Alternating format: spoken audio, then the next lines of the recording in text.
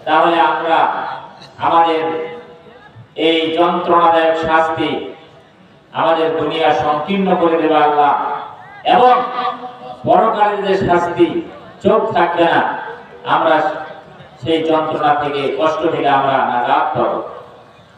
আসুন আমরা তাফসীর মাহফিলে এসেছি, কোরআনের তাফসীর শুনবো।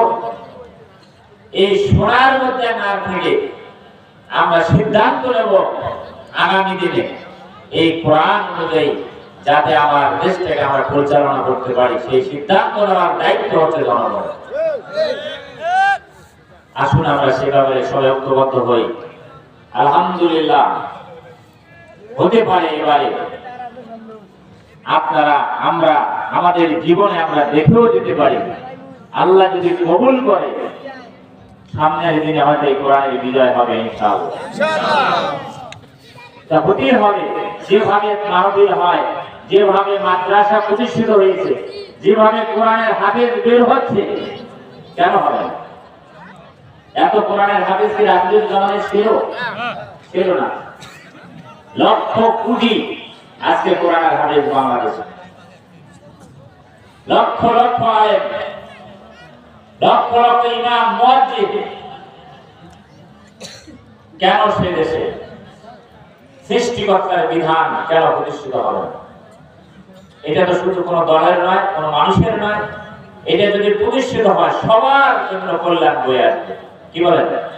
এই জন্য আমি সবাইকে অনুরোধ করবো, দলমত নির্বিশেষে আসুন একটা বারের জন্য আমরা লস করি কোরআনের জন্য, ইসলামের জন্য, ইসলামের বিধানের জন্য। এ ব্যাপারে আমাদের মা বোনেরা অনেক দূরে এগিয়ে গেছে। এই মাহফিলগুলোতে দেখেন আজকে আমার তো মনে হয় তাদের প্যান্ডেল ভর্তি হয়ে গেছে, কারণ মা বোনেরা অত্যন্ত বেশি কোরআনকে বেশি ভালোবাসে, ইসলাম ভালোবাসে, আল্লাহর ইবাদতকে ভালোবাসে, এবং আমার মনে হয় সামনের দিনে কোরআনের আইন বাস্তবায়নে তারা পুরোপুরি ভূমিকা পালন করবে ইনশাআল্লাহ।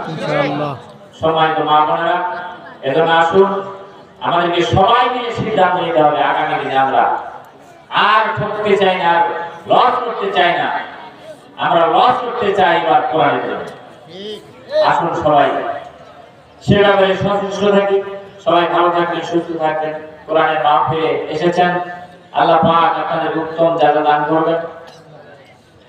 সবার সুস্বাস্থ্য কামনা করে এই মাহফিলের সম্মানিত কমিটিকে ধন্যবাদ মোবারকবাদ জানিয়ে আমি আমার কথা শেষ করছি। ওয়া আখিরু দাওয়ানা আলহামদুলিল্লাহি রাব্বিল আলামিন। আসসালামু আলাইকুম ওয়া রাহমাতুল্লাহি ওয়া বারাকাতুহু।